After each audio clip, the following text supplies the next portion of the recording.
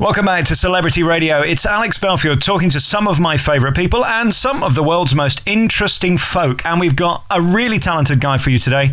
Michael Grandinetti is, without question, one of the world's leading illusionists. He's a master of magic and he's about to launch a brand new TV series. And he joins us on the line now from LA. How are you? Alex, I'm great. Thanks for having me on. Hey, listen, it's lovely to talk to you. And I'm a big fan of the magicians, as you well know. I make it my place whenever I go to Vegas to see all the shows.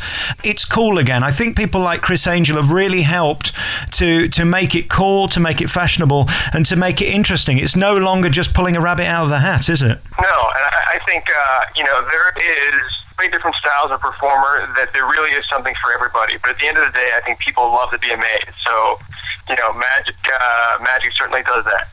You've done it on a big scale, which so many of you have. You've performed in huge stadiums, arenas, casinos, you do theatres. You tour the world, basically, putting on this great big magic show. How do you get started? How do you go from doing card tricks to getting £1 million illusion? I'm one of the really lucky guys who found what he wanted to do in life very early on. I got a magic set for Christmas when I was 5, and from that point on, I knew exactly what I wanted to do. How many people get to say, they have that figured out at 5 years old? But what that it gave me a really nice head start to learn the foundation of magic and to build and to take the proper steps so that by the time I was a teenager, by the time I was 16, I was putting larger illusions in the show. And my goal was always to go a step beyond what people my own age were doing. When I was 16, I never wanted to, look like a 16-year-old magician. And even to this day, with our illusions, we always try to make it a step beyond what people were doing. So, it's quite a process, but I'm glad I started, early on. Is it a talent or is it something anyone can do and your talent is in your showmanship? Because it really is, let's face it, just the same few tricks done in many different ways. It's the way you put it across that makes you an exceptional magician, isn't it? Well, here's the thing. You could give, I truly believe, 10 different magicians the same piece of magic to perform, and you're going to see that piece of magic perform 10 different ways. And you hit the nail on the head when you said showmanship. I think that's the key. I think the key to making magic successful is, it has to be a great illusion, but at the end of the day, the audience has to love, really connect with, and I think relate to, in some way, the person who is performing it. That's essential. When I see certain magicians, you know who I'm talking about, do some magic tricks, there's a lot of pointing and a lot of smoke and mirrors and a lot of pouting. Is that something you try and avoid? Because that has sort of dated a bit now, hasn't it? People aren't really that into seeing people just waving hands and expect a clap at the end of it. Yeah, I don't think it should ever be waving hands and doing anything that is, doesn't look right. I think there is certainly room, especially when you're doing the large illusions, there's room for theatricality. You want the right music, you want the right lighting. I think choreography adds a great deal.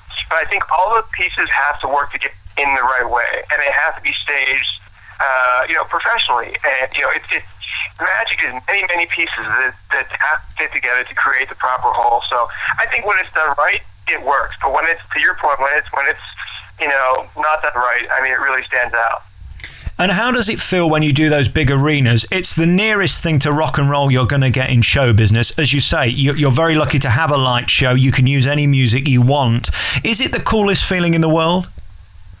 It's incredible. I have to tell you, when we do the stadium shows, and we've done several of them now, one of the pieces that I always do in the stadiums is I levitate in the air 10 feet right up in the center of the stadium.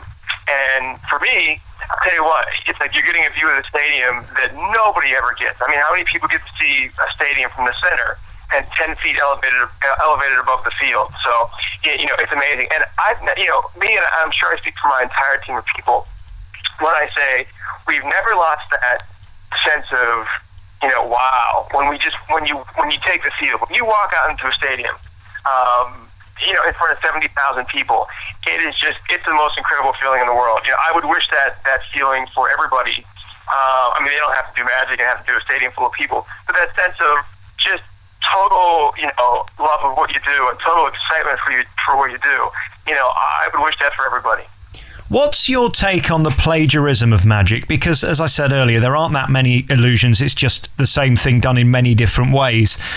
One guy who's always impressed me is Chris Angel, but I seem to spend my life defending him to other magicians who are very bitter about his success. I can't understand it, because if he's bringing people to magic, surely that's got to be a good thing. How do you feel about that? Well, I think anytime there's visibility for magic, I think that is a good thing. But I also think that, look, there's never going to be there's two directions to this question could go in. I think any performer is always going to have their audience, and you're never going to really hit everybody in the entire world. But I also think that when it comes to magic, to put integrity of the magic, it has to be presented in a certain way. Magic is an art form that, especially when you're doing it on television or nowadays all the platforms online that you're doing it on, it needs to be done so that it conveys that nothing is being taken advantage of as far as technology. What you're seeing on television, what you're seeing online is the exact same thing that you would see live.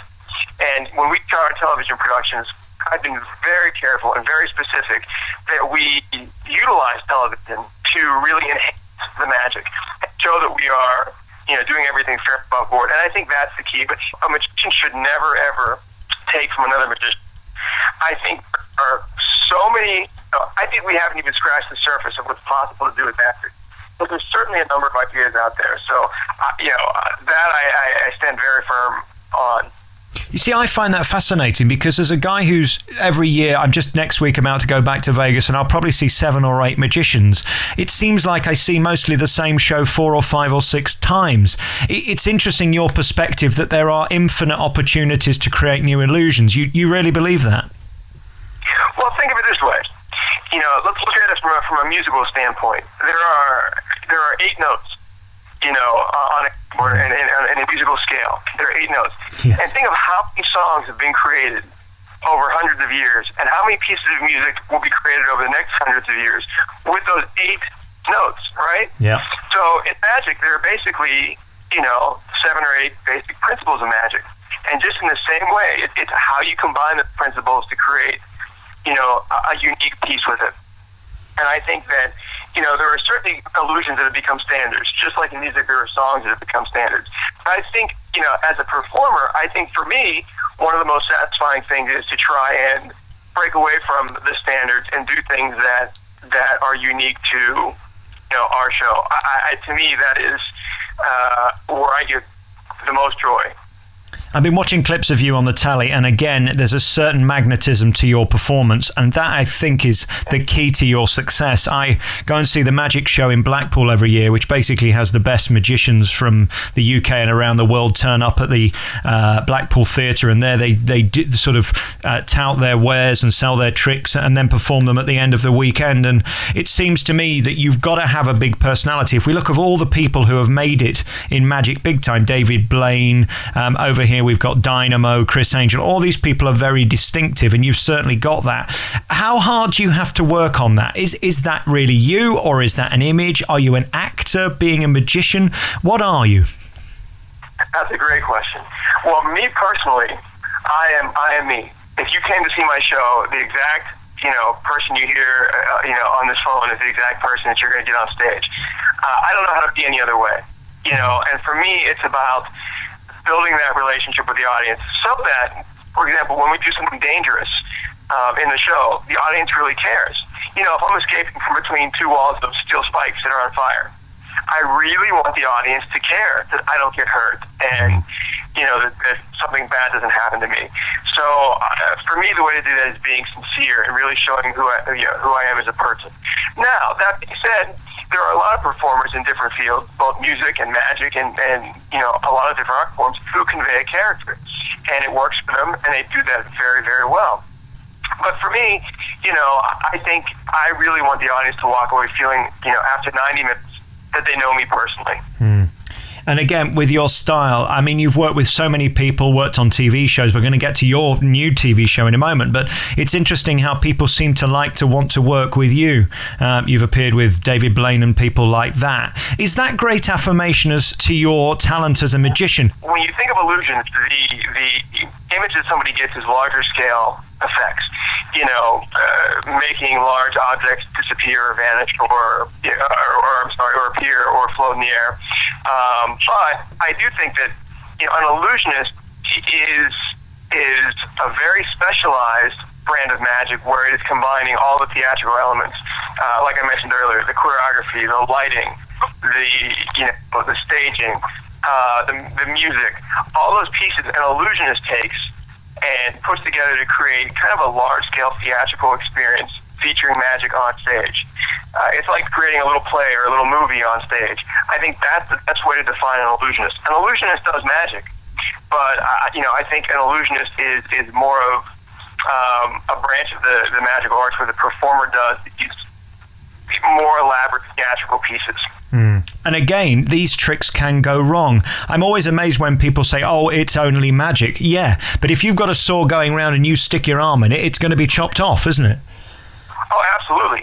Absolutely. I mean, there are things that can go wrong all the time. And to your point, some of them are very dangerous. That spike escape that I mentioned that we do in our show, I mean, those spikes are real. They're not, I mean, it's not trick spikes. It is really foot-long, razor-sharp metal spikes, and there's over 60 of them on both sides of me. And it's just, if something goes wrong, if I'm a foot off and out of direction from where I'm standing or what I'm doing, it could be catastrophic. So, yeah, the danger is real. And there's a thing I've got to talk to you about, Michael, and I don't really know how to approach this because I'm a deeply unattractive man, as you're well aware. Do you have to be a bit sexy to be a successful magician? Because I look at your pictures and the ladies do find you a nice bit of trouser. Well, I haven't ever had it put in that way before, but, thank you. I have a way with words, don't I? Yeah.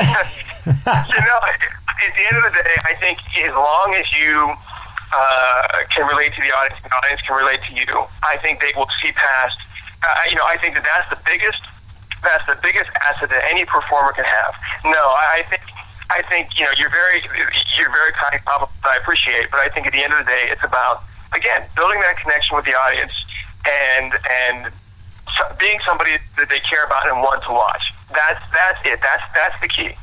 But it does help if they kind of like what they're looking at, opposed to being repulsed and wanting to vomit in the nearest bucket. Well, it doesn't hurt. Yeah. But what's life like on the road? The other thing I feel about you guys is you work so hard, and I don't think people fully appreciate how challenging it is to tour the world continually, be on the road 200, 300 days a year and have to stay in stinking hotels to do 45 minutes on stage. How do you cope with that? I find that fascinating. It's a lot of work.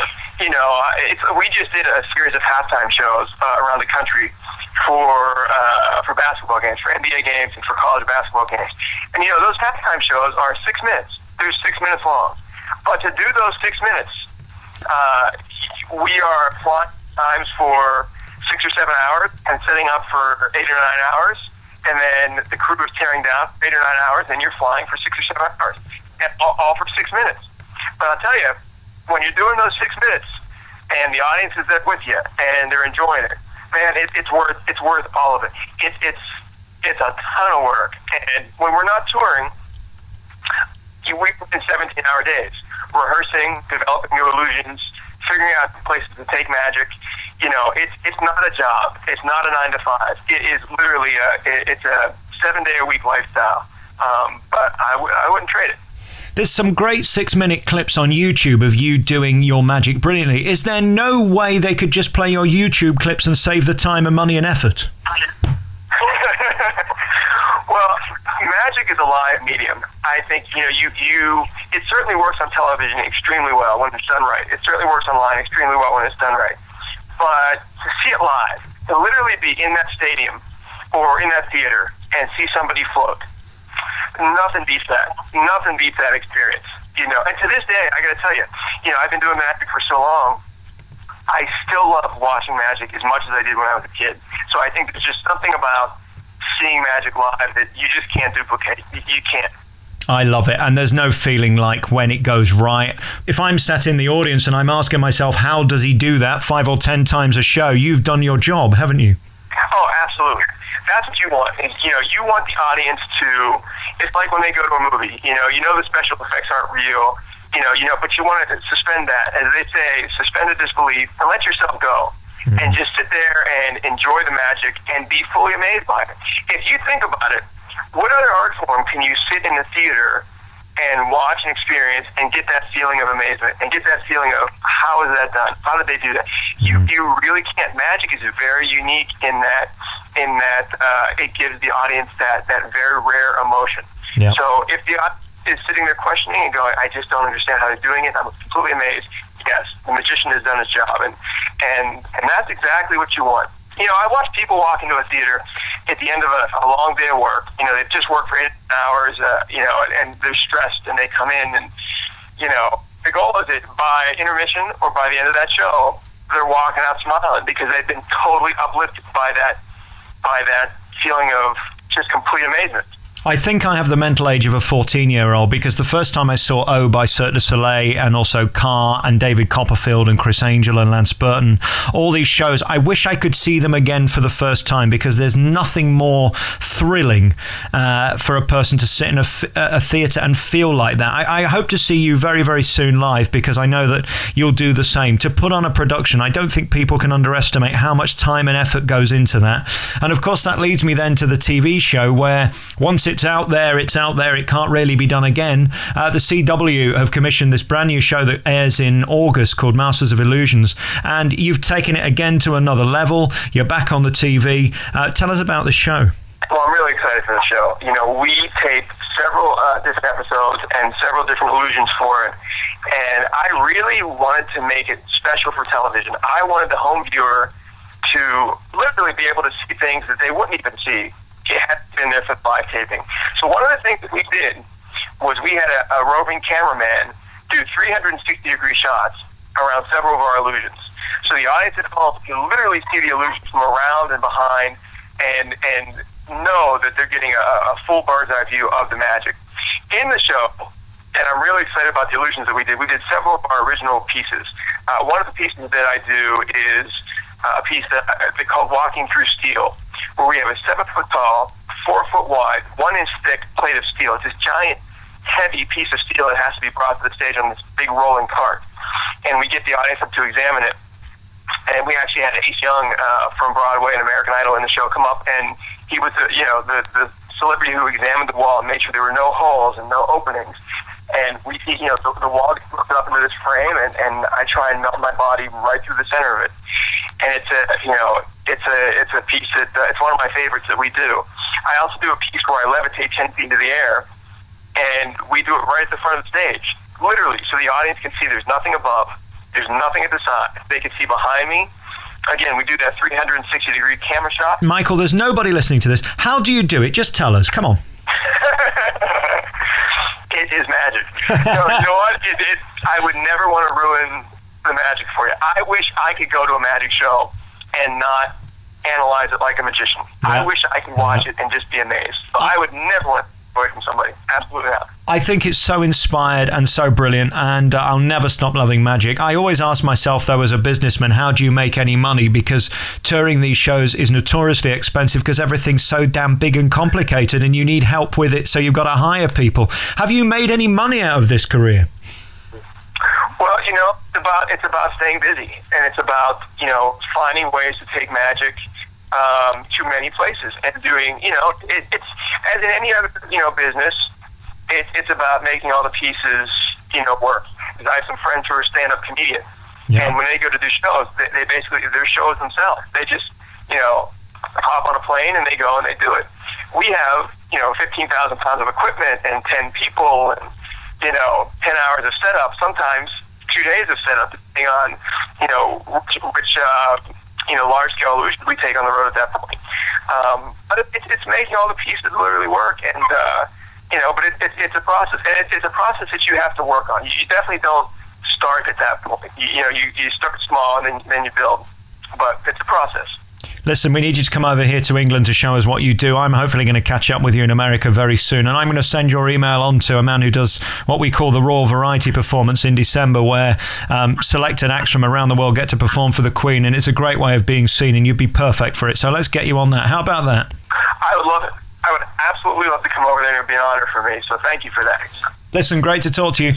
Michael's brand new show airs on CW, which is Masters of Illusion. It begins on August 1st at 8 o'clock. And really lovely to talk to you.